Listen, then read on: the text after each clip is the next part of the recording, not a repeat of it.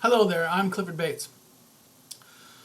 Today I'm going to be talking about the concept of society and its relation in political thought, and its relation particularly in the issue of modern political thought.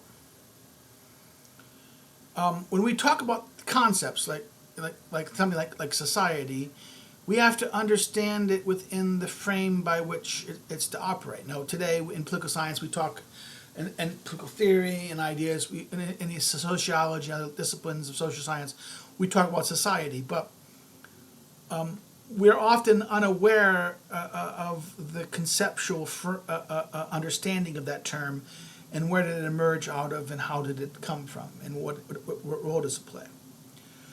And for modern political thought, or by modern political thought, I mean the political thought that emerged around the 16th century Europe, when people at the time were reviewing the political ideas and thoughts of the past, particularly that of the Middle Ages and then the classical world, the classical Greek and Roman world, and found them wanting. They did not think they were no longer sufficient or useful, or did not resolve the problems, and that there needed to be new modes and orders to understand, to answer, to find solutions for the problems man found themselves at the time.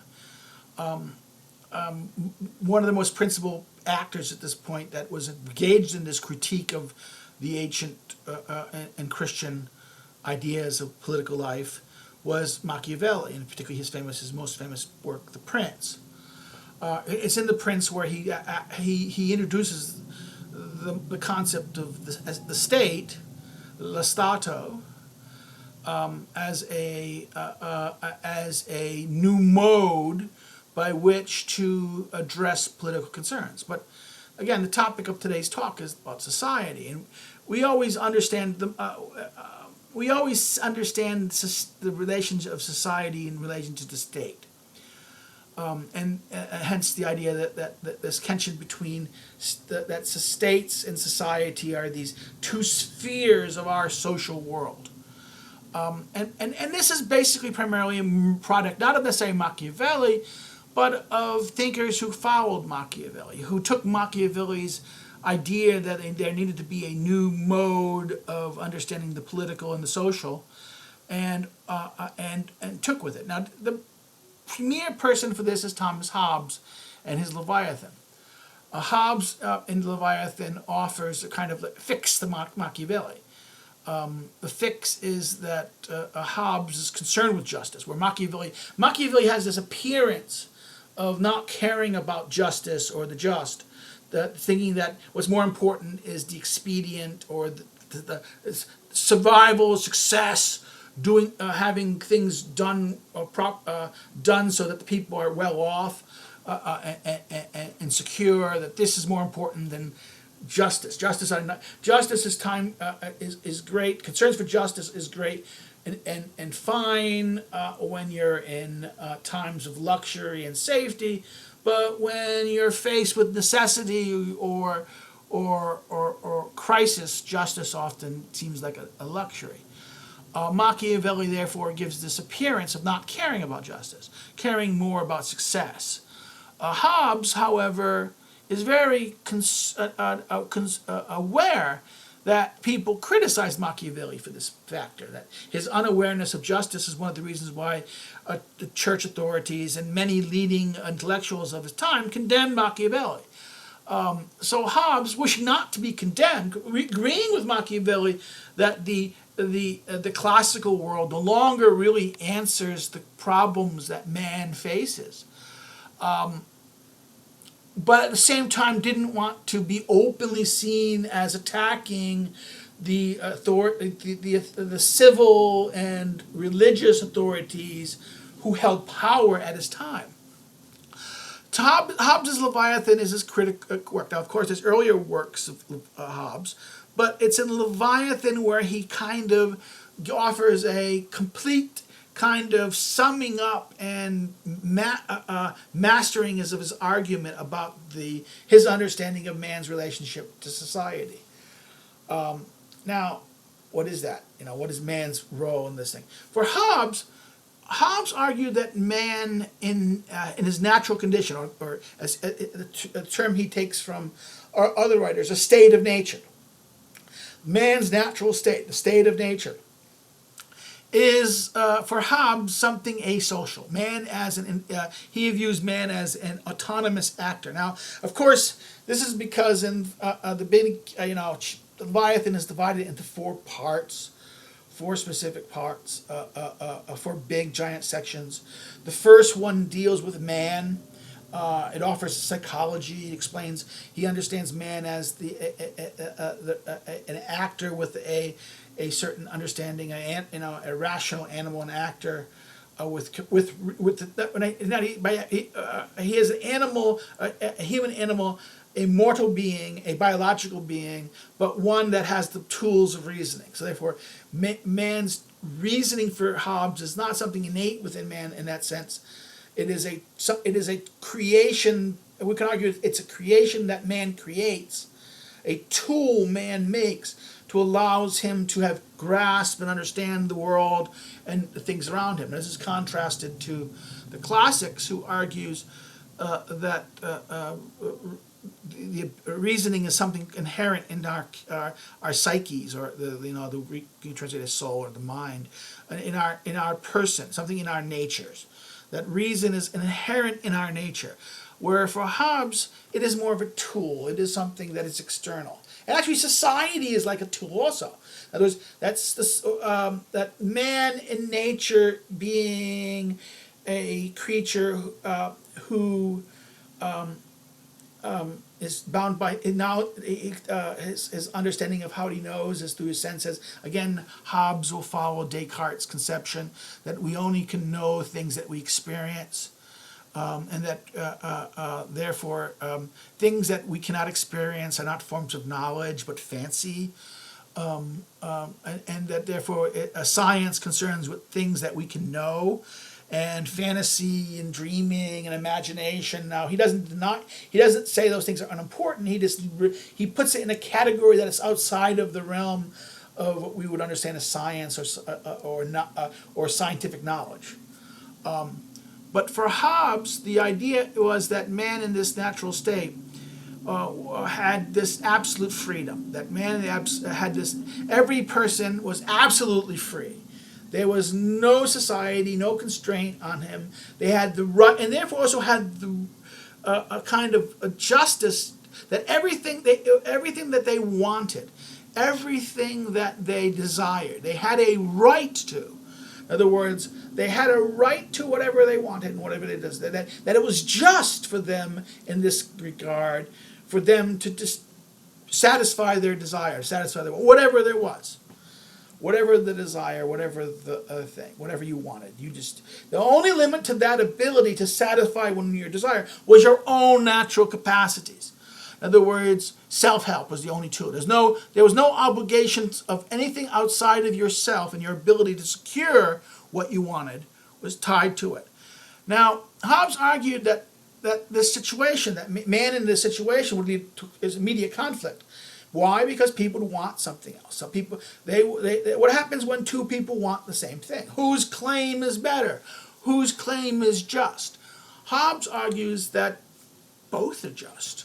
Therefore, both are legitimate. There's no solution. Justice, natural justice, or justice in the state of nature offers no solution to the problem whose right is better, or an opting out. The only thing about this is that the one who is stronger, so more capable of securing that thing he wanted, will have it.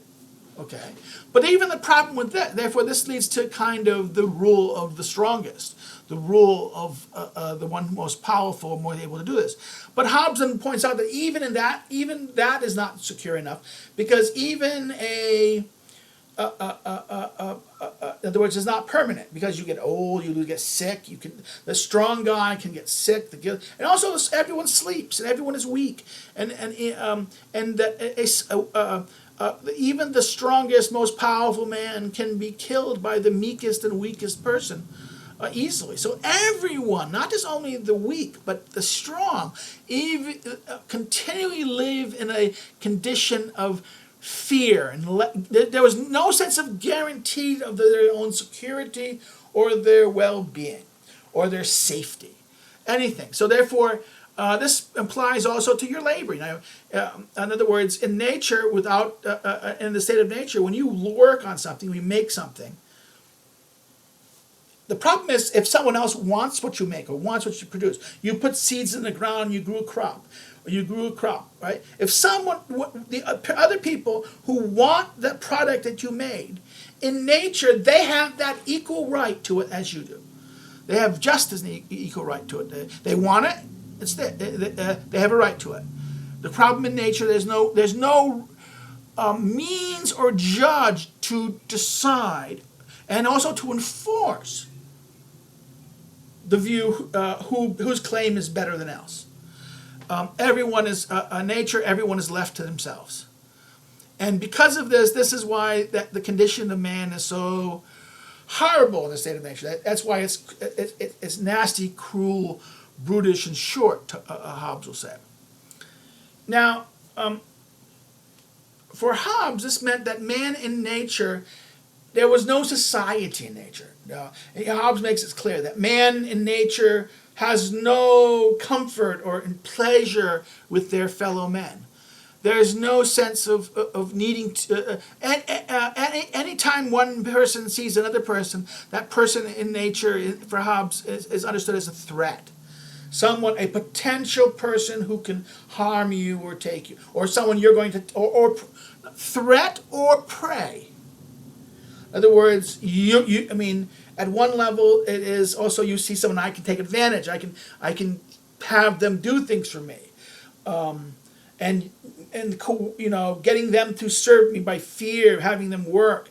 There are interrelationships, but these interrelationships only are on the basis where there's no legitimacy. There's no sense of mutual benefit, no sense of mutual, that if you're benefiting by the guy letting you, it is accidental. It's like the relationship of master slave. This is what Hobbes and Locke will argue, that the relationship of master and slave is always in the state of nature in that sense.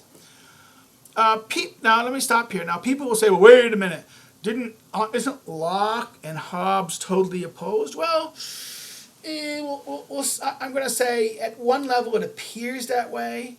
Hobbes tends to go, in other words, Hobbes' system is that you have the conflict right away. Locke's in the state of nature sounds like paradise a little bit, because it's imperfect, but it's okay. It only gets bad when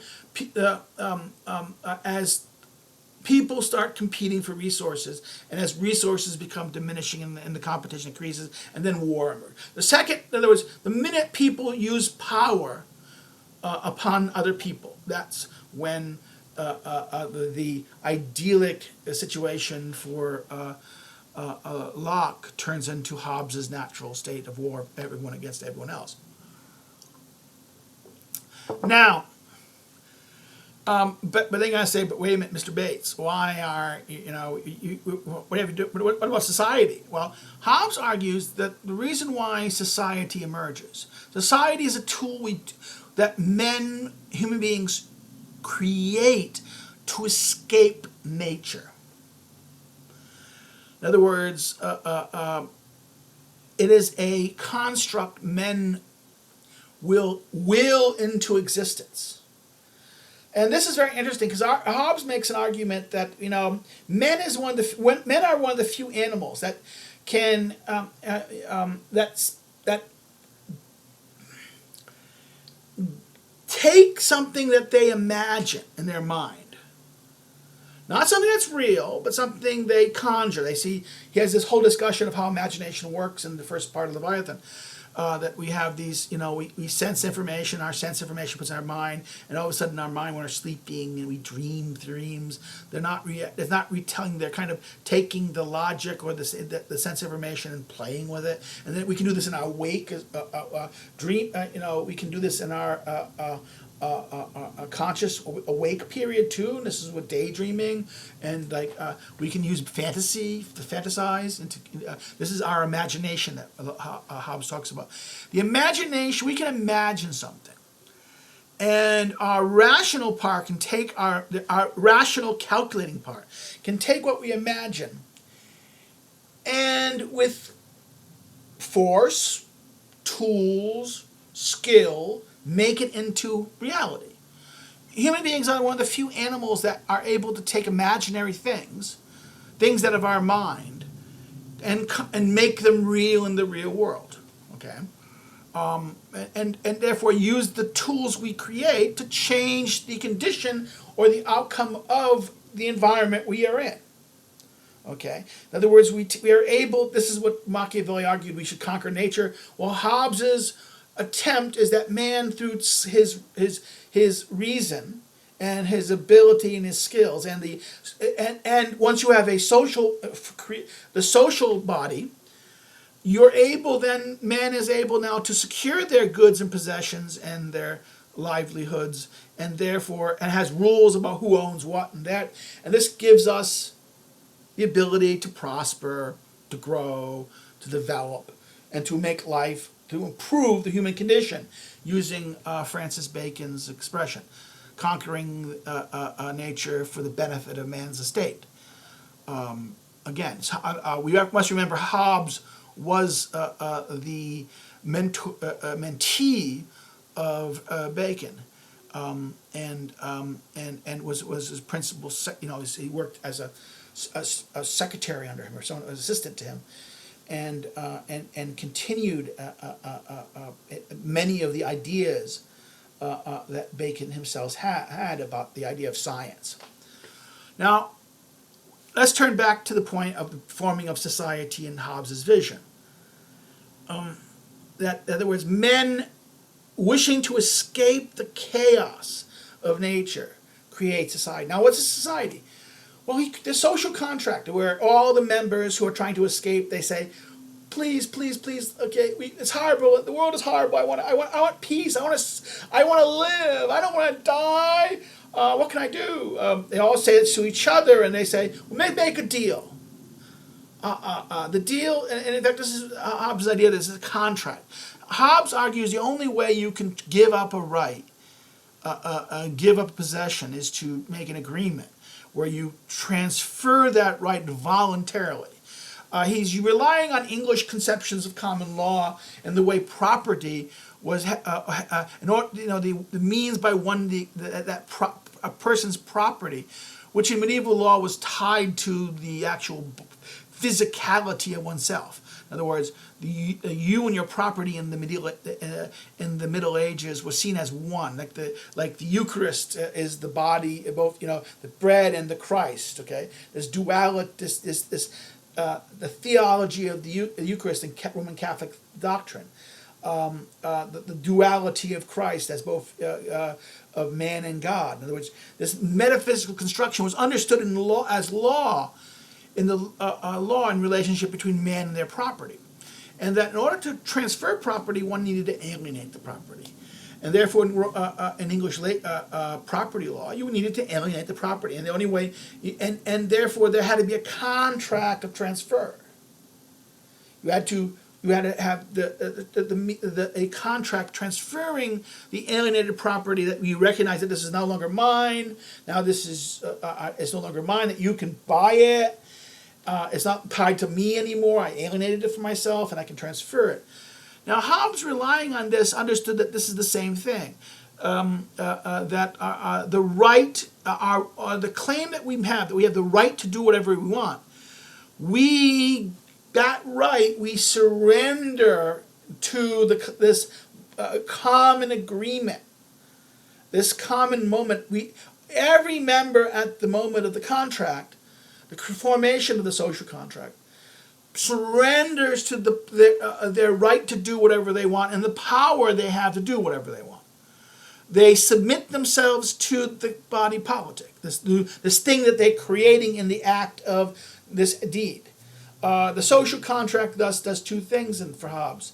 One, it settles the question of how does society emerge out of not society. In other words, the society, and therefore this talks about the kind of means by which society and political society itself emerges. It also solves the question of justice that plagued the classical world. That what is the just? For Hobbes, the question of justice is answered quickly by the social contract. Justice is what we consent to. What makes the act here agreeing, what makes a trade just, is the act of the parties involved, all the parties involved, consenting to it.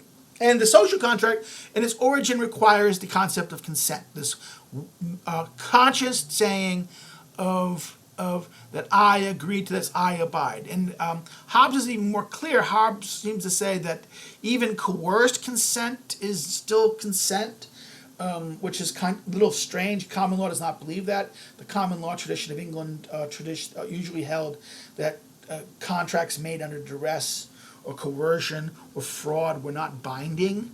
Hobbes, because the social contract, the conditions of man are similar to a kind of duress. So he needs to make sure that the social contract is, that once it's made, everyone keeps it. There's no renegotiating. Once the social contract, once agreed to, it's in there. And the only time that you can renegotiate is when the parties involved in the contract break the contract. When either the parties that's engaged to secure the rights and protect people no longer once society or the social body, the political body, no longer guarantees the safety and security of its members, then the contract has been broken, and we all revert back to the state, the pre-natural man, and one is freed of the obligation. But until that time, everyone has the obligation to obey the laws, not to do whatever you want, to only do what you're permitted by under the contract. Now, of course, Hobbes has it very clear. The only thing you can't surrender or give away is your right to life, your right to your own safety and your security. So therefore, and that the guarantor of your security does not mean that you're going to be a slave. In other words, a slave has no safety or security in their person. A master over a slave has the ability to take the life, to take its benefit. In other words, he is not in the relationship between master and slave is not one where the benefit is of the to the slave. It's the benefit and the well-being of the master. The slave only has any benefit in this system accidentally, not intentionally. Whereas the social relationship is supposed to benefit everyone in that sense. That the political relationship is designed for the mutual benefit of all and everyone. Everyone is supposed to benefit. And everyone is supposed to have their safety. So the only problem is the question of, therefore, you can never surrender your right to security. And that when the government fails to deliver this delegitimizes government. So again, the social contract is also the means by legitimization of the social and the political world. Now, in this sense, we're confronted with a problem here. Wait a minute. What is society? What is the state? Now, because Hobbes argues that the social contract creates the body politic. Okay, it creates, and Locke goes this, and Locke will be more messy than Hobbes is, because Hobbes will throw out, okay, yes, this is the social contract is the body politic, the sovereign. We'll say the civitas in Latin, in modern word, the state, right? He says that in the introduction, in the prefatory introduction, and also when he creates the social contract in book at the end of book 1 and then the beginning of book 2. Government is merely government is not the state in this sense. Government is nothing more than the agencies or institutions that are set up to represent and execute functions of sovereign power for the body politic, law state. In other words, the state is the collective body politic, the whole. And also the state is at the same time the society. For Hobbes, the social contract creates both society and state. Now, this is kind of very important to understand. This is why there's a problem in this. This is why, well, wait a minute. And Hobbes never really clarifies the distinction between state and society to any degree. In fact, he sees them as synonymous. And he treats what we would consider society as he doesn't even address the elements of society to any great degree, except as a problem that in the body of his argument justifying his attempt to create this new Leviathan, and just to explain its rules and to then respond to the idealized version and the alternative, which is the kingdom of darkness, which is the Christian Republic in part 3, and then the kingdom of darkness, which is a combination of Aristotelianism and Roman Catholicism for Hobbes. Again, because of the role of the scholastics in the Catholic tradition. For Hobbes, this was the Aristotle is the greatest evil here, and Aristotelian philosophy is the great source of conflict, and I'll have to address that someday, why that's the case. But back to the problem of the modern thought, that state and society are simultaneously constructed via that social contract. Now, Rousseau, who is a critic of Hobbes, but he's not a complete critic of Hobbes. He accepts Hobbes's belief that man is initially asocial, but he says, but wait a minute, Hobbes, asocial man would also have to be a rational, a linguistic, a rational man also, and that this prideful man that you talk about in The State of Nature, Thomas, can't exist because that's society. You only have Rousseau makes it clear that one only has pride in a state where one is in relation with the other, and measures themselves by the other, and that is an element of society. In other words, that for Rousseau argues that the primitive man is this almost ape-like creature that has no pride, and therefore they're not going to fight. There's not going to be a war against all. Rather, when there's a threat, they run away. Everyone runs away from each other. And therefore, and no one to speak. There's no rationality, no language, and man will simply gather. Human beings will merely gather and settle where there's no threat, and they will eventually they'll create. Rousseau argues society. This is he argues this in the Second Discourses, where he argues that the second one man says, "This is mine. This thing is mine," and others agree, consent to that. They say, okay, we're not going to fight you about it. Yours, okay. Once that these things were property, the establishment of property by this means becomes the origins of society. In many ways, Rousseau is not that different from Locke on this. Locke argues that the purpose of society is the protection of property. And Rousseau says, okay, but he makes it's accidental. In other words, the origins of society for Rousseau emerges out of an accident of the human being running away from other human beings, get this property. Other people recognizes these groups and their rights and their territory. And that over time, this becomes societies. These groups, people there would interact, create, and things. Rousseau talks about the role of the families as the basis by which the social world emerges. This is why scholars following either at the same time earlier, like Montesquieu, Rousseau, and Tocqueville always understand political relationships and relationship as something within the framework of the social. Okay, that includes the family and other intermediary organizations.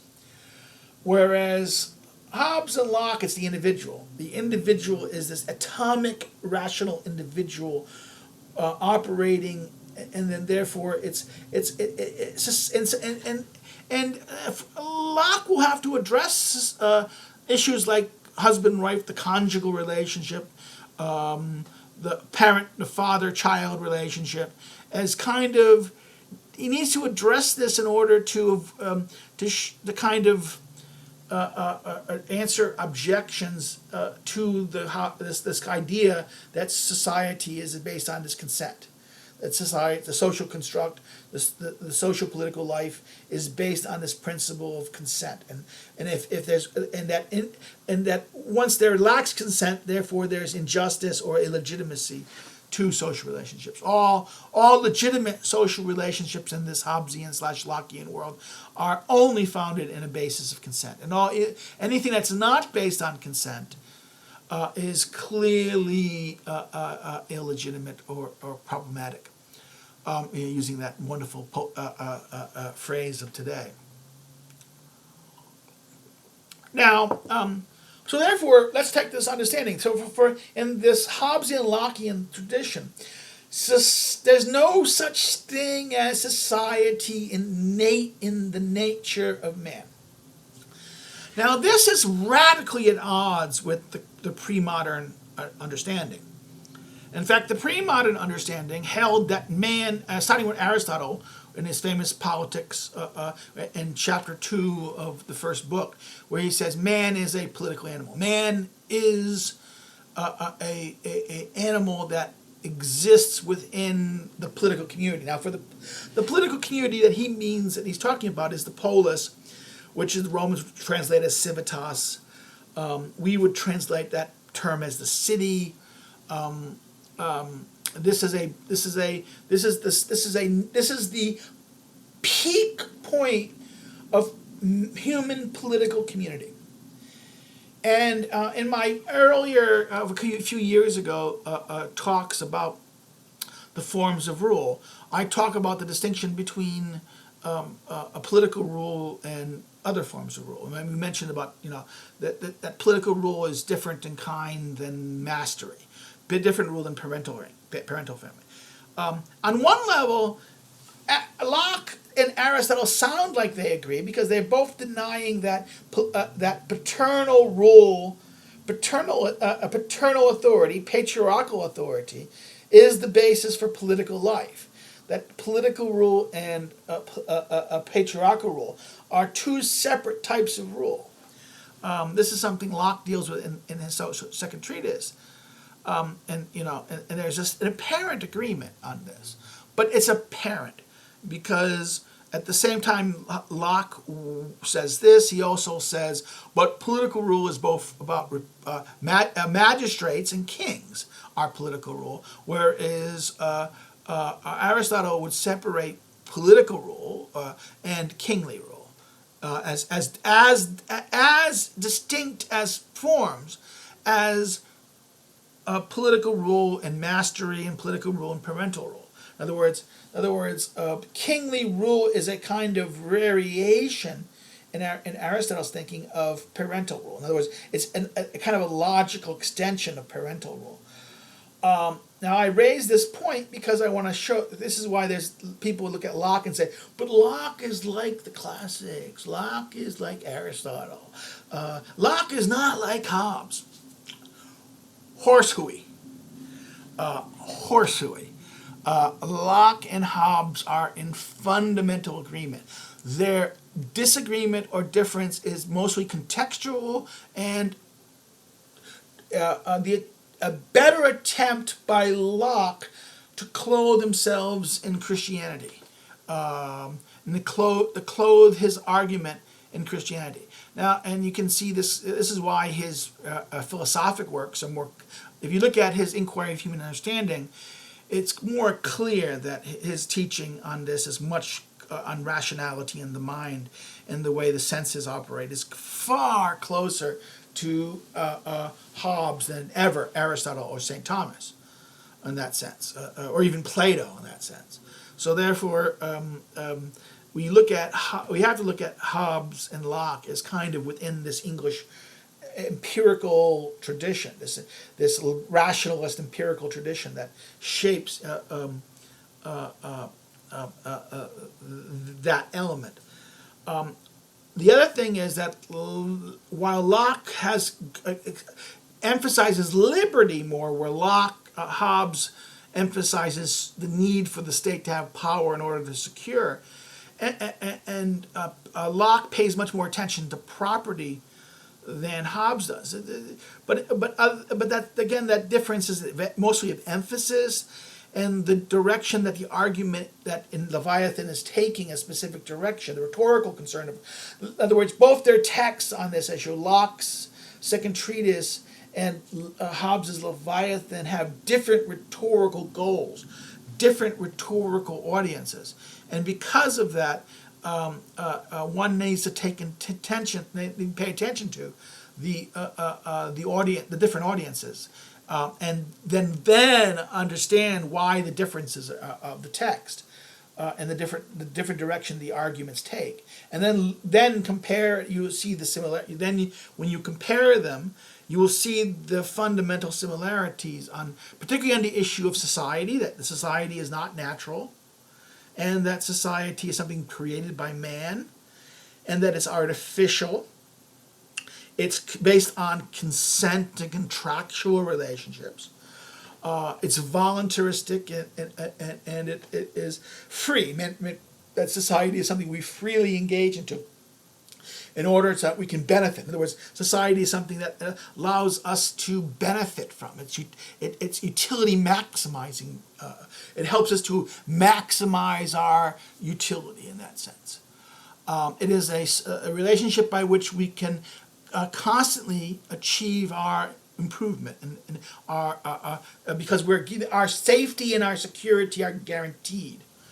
And from this, and that there's an impartial, there is in other words, there's law, and that there is enforcement, and there is adjudication.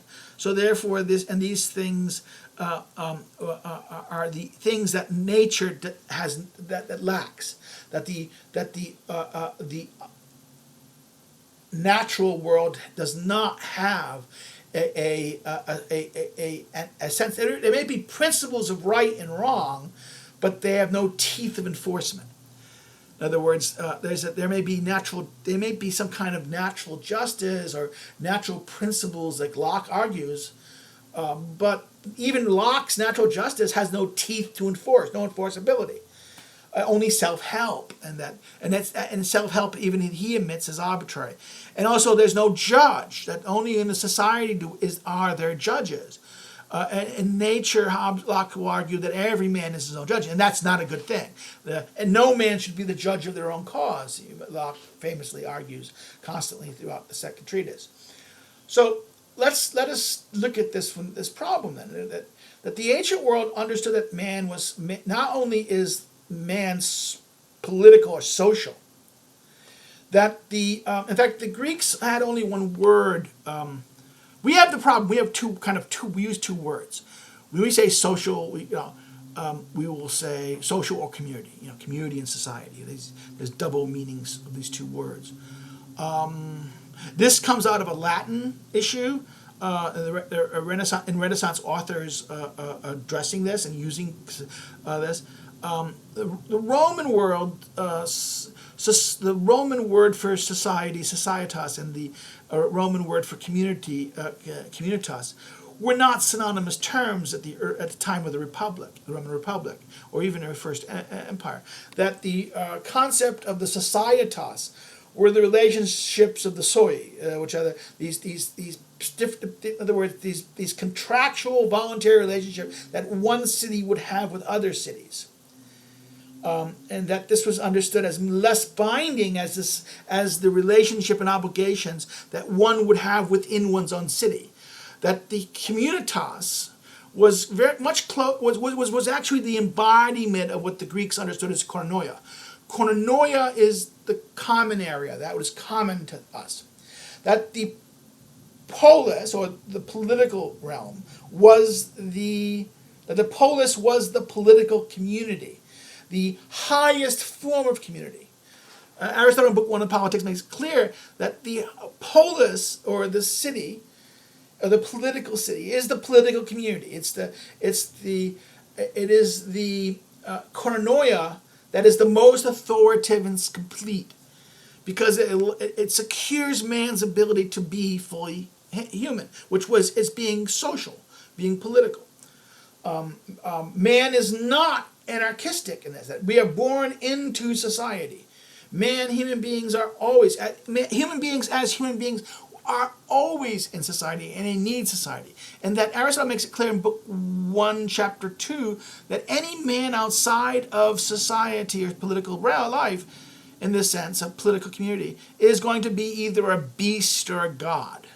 Is going to be either they're going to have they'll be higher than men, godlike in their capacities and their abilities, or they will be as the animals are, the base. They'll be either kind of vicious, mean, violent, unthinking, physically aggressive, ferile, right? Ferile.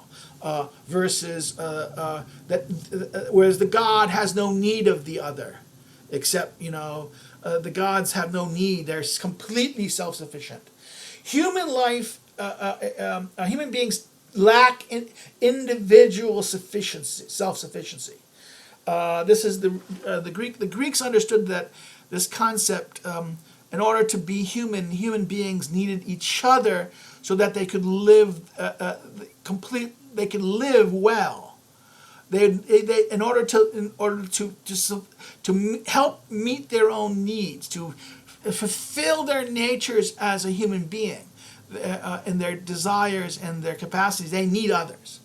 So the Greeks had Aristotle, Plato, and then Cicero, and the Roman authors after him, and the Christian authors all agree, the Islamic authors as well as the Jewish authors, all agree that this idea that man as man is this social being, and that political community is that moment. Now, the Christian and the Jewish, Christian, and Islamic scholars, by bringing the divine law in, and the divine will, and the divine agency, and the Christian authors bringing the church in as an alternative source of authority to the political, not subordinate to or under the scope of. In the Greek world, religion was always under the political. Religion was not seen as something outside of the city. That the gods were political, and the gods were in the community. That the God as God does not need man, but the relationship of the gods formed society, formed a kind of a basis of social community life, but not to the same degree. Now, back to the origins of what this means for us, because the polis, understanding itself as community, therefore the city was this sense of the bonds within the people in the community, had these strong bonds of obligation. And now, it doesn't mean obligation here does not mean it was communism, man. Aristotle and Plato were these kind of communists who teach us that you got to surrender yourself for the good of the whole. Horsehooey. The common good means nothing more than mutual advantage in the Greek. Mutual advantage. Common benefit. The good that we benefit from. In other words, this idea that we take the concept of common good and understand the good as something super transcendental and the good as this kind of. Now, Plato does this for a purpose. Plato in his Republic is purposefully doing that in order to make a point about something. But Aristotle says, hey, buddy, down here, real world, the good means the beneficial and the useful. It will be Roman writers who start raising the question between the useful and the distinction and the beneficial and the good.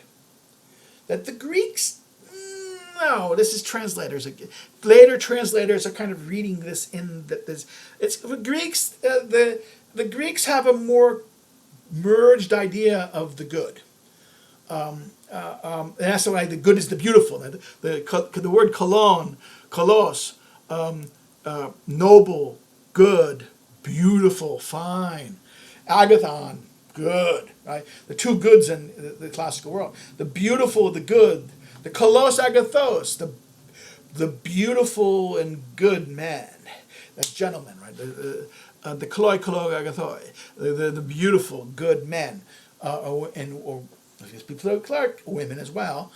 These are this is kind of a peak of man's ability of nobility and goodness. The Greeks had therefore there's koinonia, the community.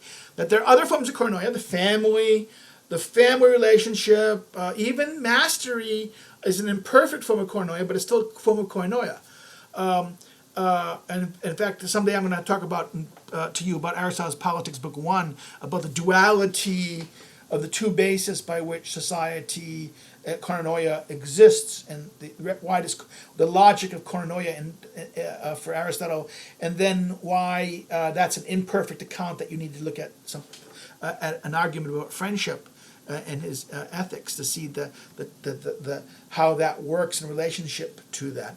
But for our purposes now, as we finish up our little discussion here, the need to understand the Aristotelian this idea of man's society.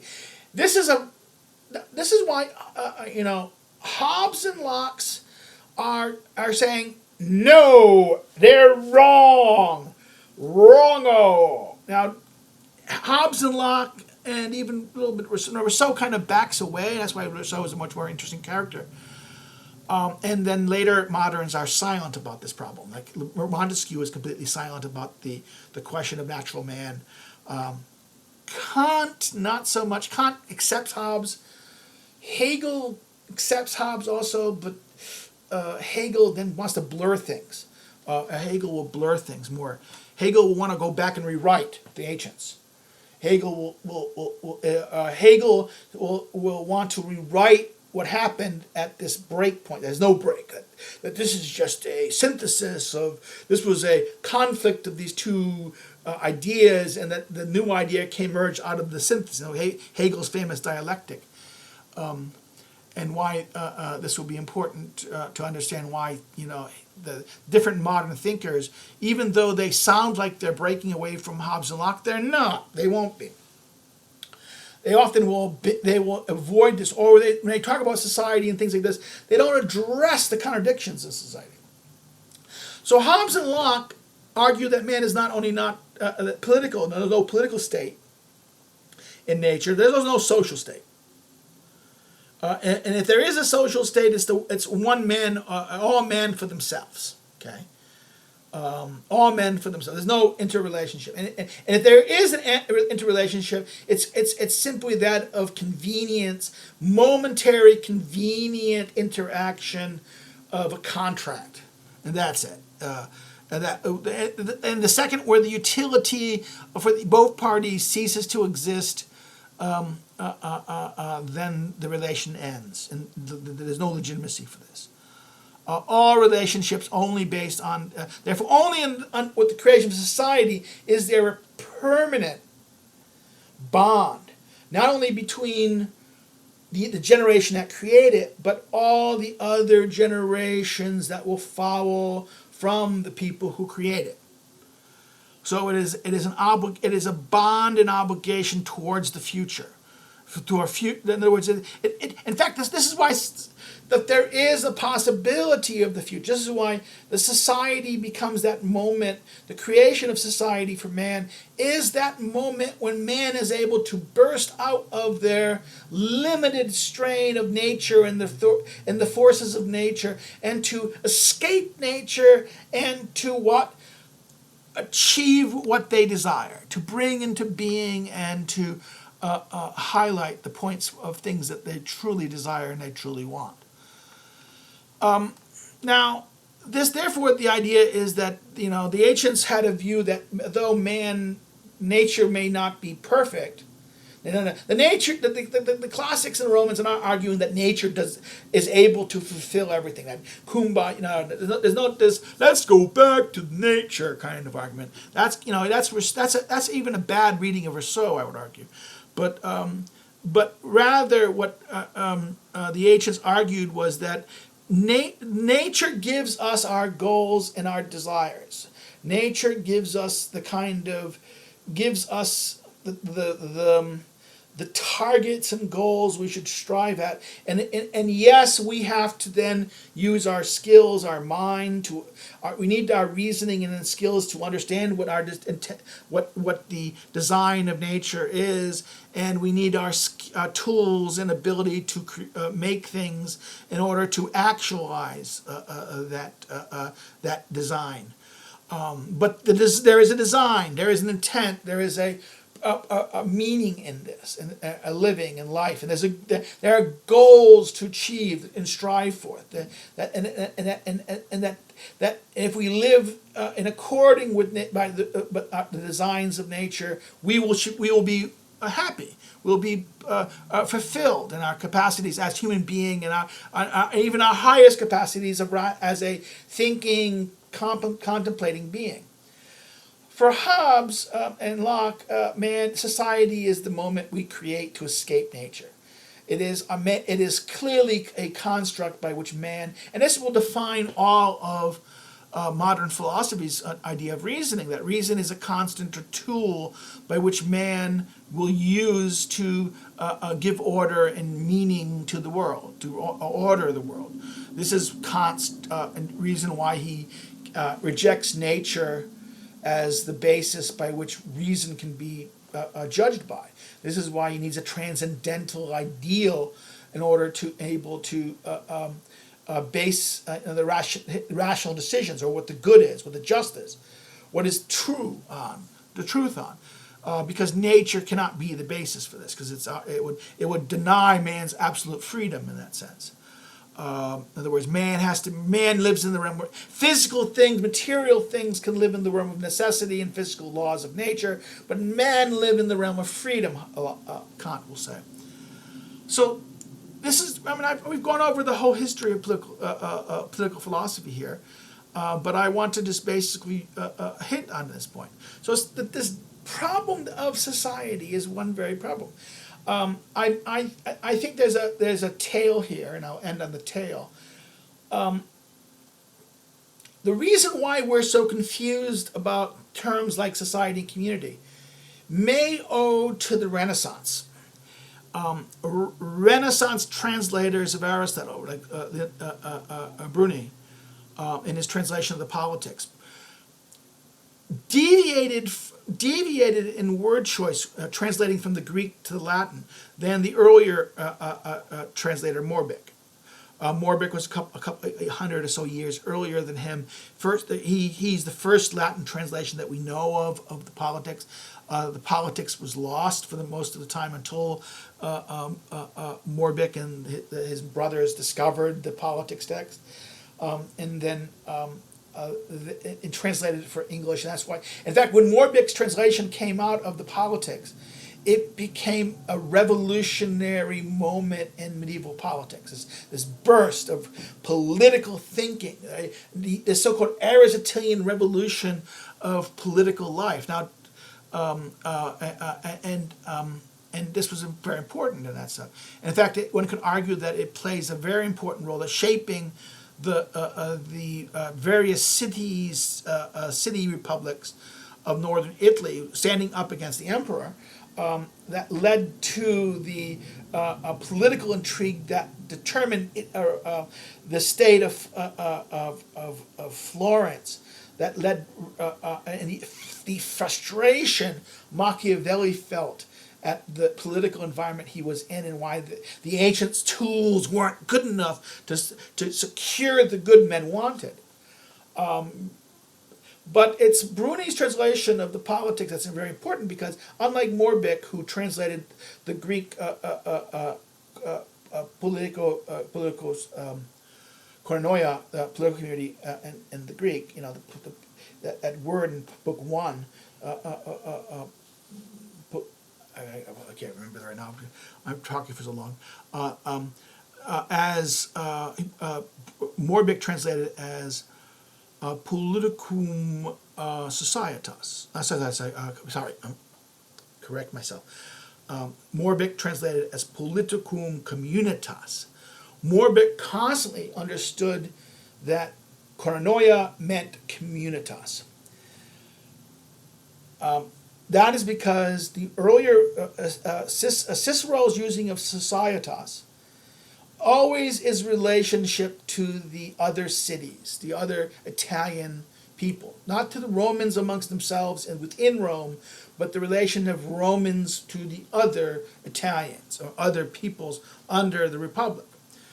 And again, this is therefore the concept of this is why someone like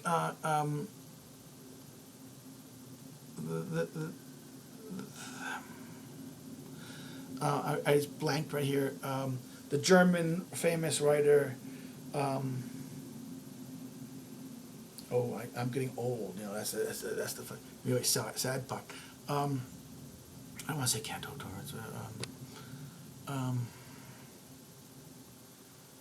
It's Gemeinschaft.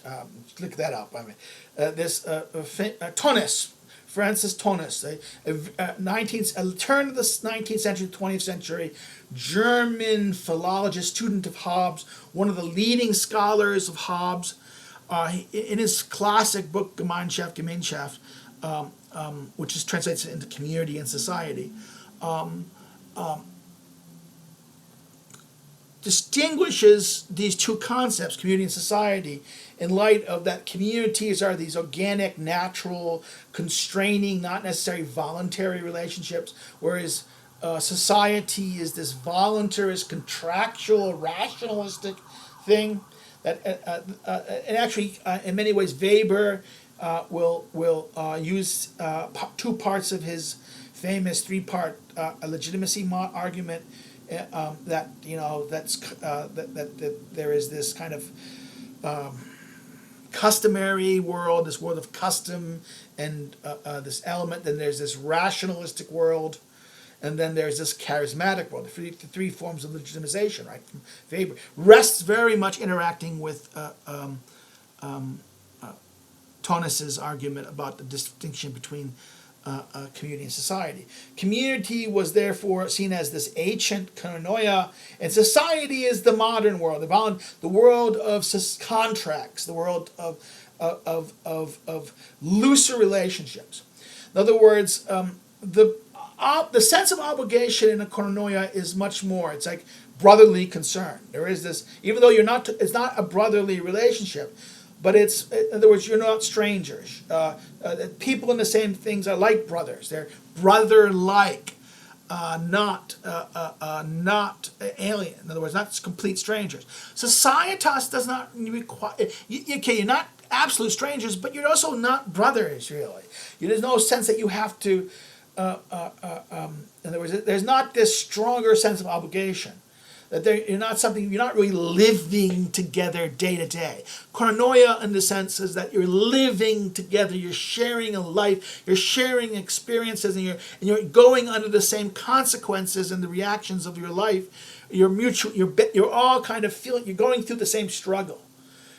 People who go through the same struggle, same ordeals, tend to have a stronger connection than people who are far away and they're not going through them. Therefore, this idea that modern society is this contractual, this economic. This is why the postmodern left attacks liberal thinkers and liberal models as being reducing all social life to economics.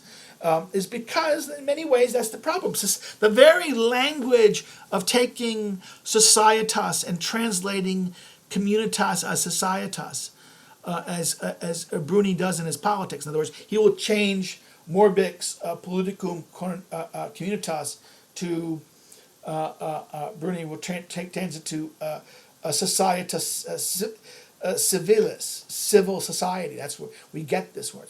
And this is the language of people like Locke, Adam Ferguson, and later people like Hegel will talk about the distinction between, that he will argue that civil society or civil associations are kind of a primitive thing that you need a more rational state towards.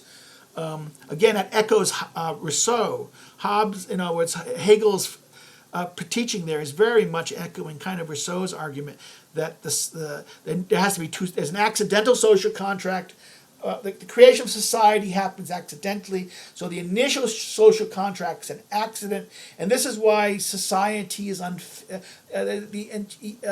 this is why society generally is unjust, is not because that all society is unjust, is that because the original agreement is accidental and therefore does not reflect the issues of justice. And therefore Rousseau would argue that there needs to be a kind of correction.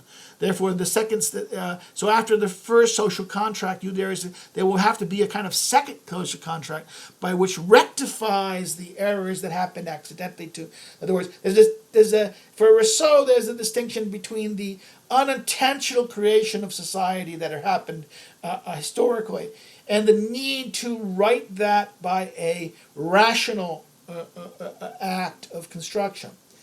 And therefore this echoes kind of Hegel's treatment in his famous book, The Philosophy of Right, where he talks about the state and the idea that he merges that, that the rational, logical state structure is this perfective model by which administration and law can emerge in this modern sense. And that way, one could argue that Hegel is is basically the fine jewel of what is the very messy start in Hobbes and Locke, Hobbes and Locke. Well, I hope that was beneficial to you guys, and someone learns from this, and maybe something will get this. Please subscribe if you like it. Send me a comment on the thing. Have a good day. Bye-bye.